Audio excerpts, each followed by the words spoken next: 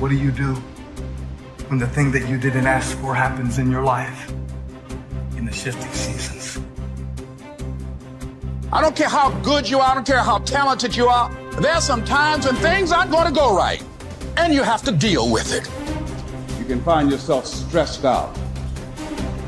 You can find yourself depressed, mentally fragile because of the experiences, the turbulence that you have gone through.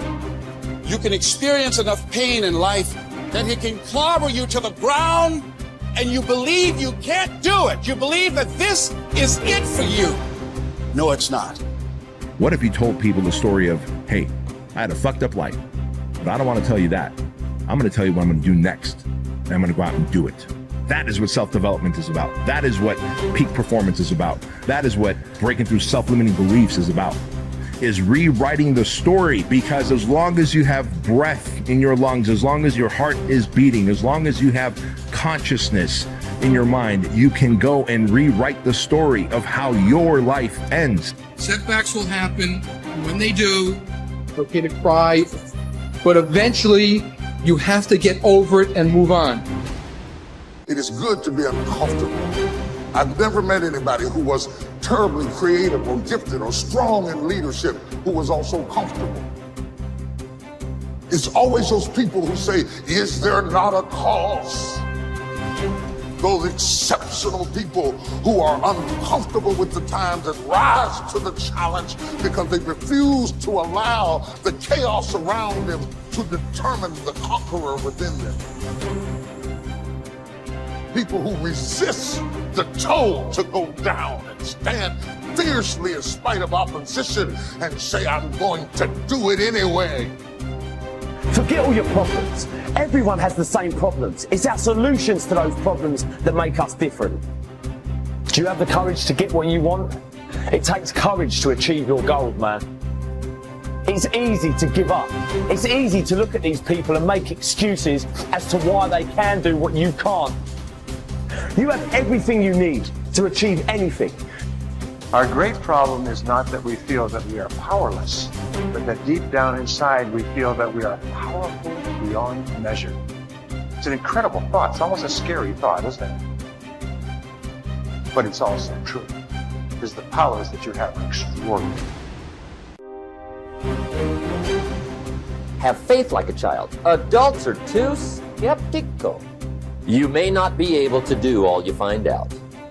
You may not be able to do all you find out, but you should find out all you can do. See, you don't want to wind up at the end of your life and discover that you've lived only 1/10 of it. And the other 9/10 went down the drain. Be curious. Get excited like a child over your ability to make yourself do anything for change. The law of use. And it goes something like this. Whatever you don't use, you lose. Lack of use causes loss. You lose automatically when you quit. The same thing goes for all the human virtues. Ambition, unused, declines. Strong feelings, unused, diminish. It doesn't grow. Faith, unused, decreases. It's a law. Today unused is lost. A talent unused is lost. An ability unused is lost. So here's one of the key expressions of the evening. Take a new inventory of yourself. Starting tomorrow, new project. Take a new inventory and make sure that all of your talent and ability and mentality and ingenuity and vitality and strong feelings, faith, courage, make sure that all you've got's being used. Otherwise, you lose. Repetition, repetition, repetition. Go over it. And if you repeat it, go over it, sure enough, someday, some mysterious day, the idea takes root, starts to grow, and shows up in your personality and your lifestyle. I don't care where you come from.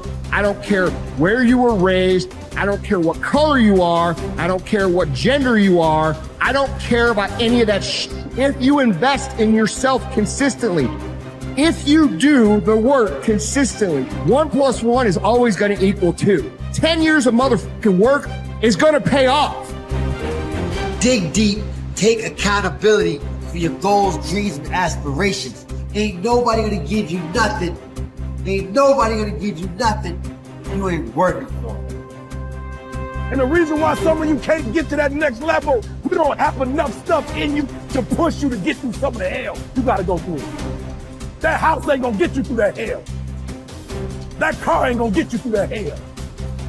You only go to another level when you're on this level and you eating out of trash cans and you say, enough is enough. I'll do whatever it takes. Do you, be you, for you. Bye.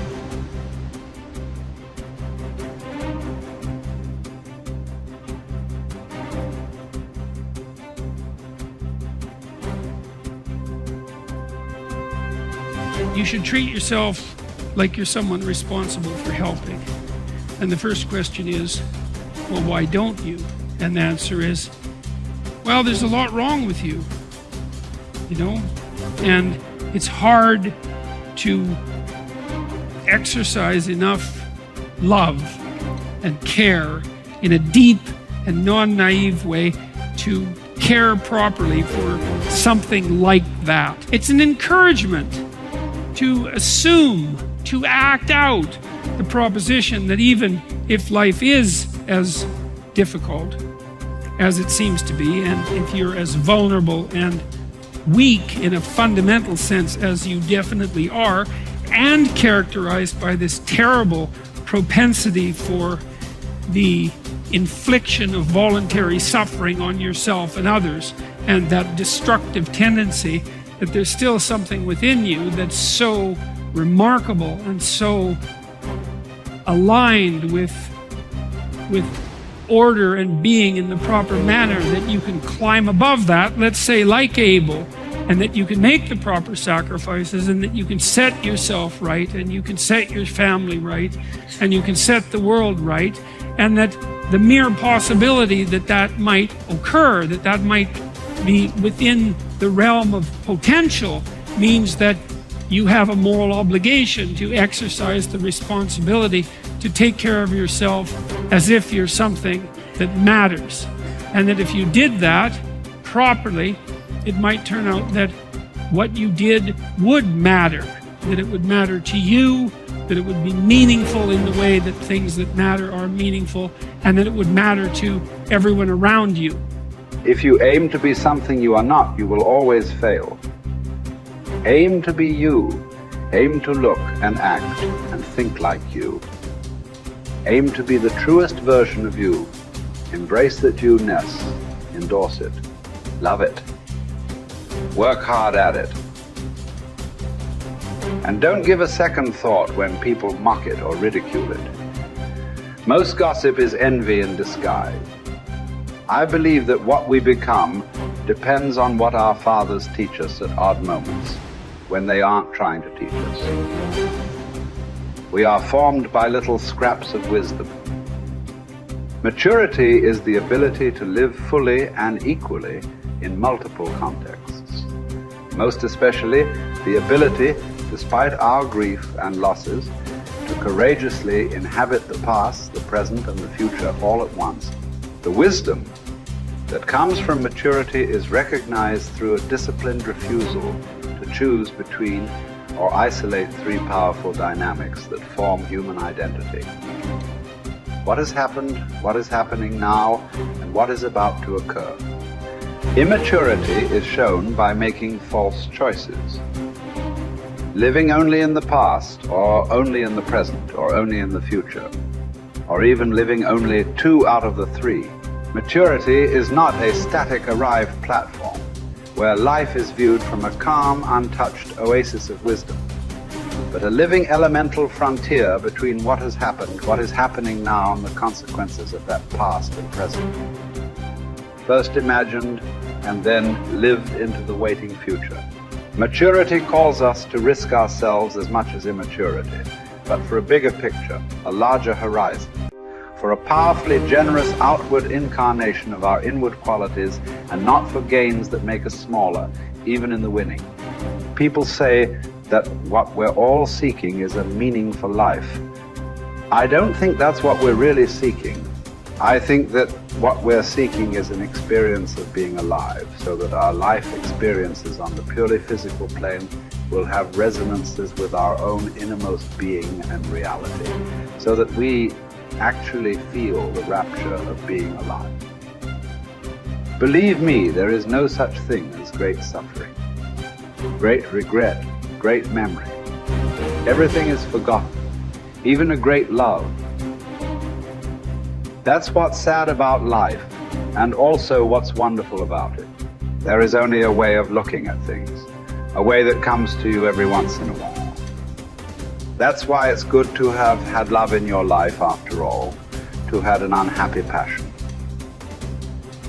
It gives you an alibi for the vague despairs we all suffer from.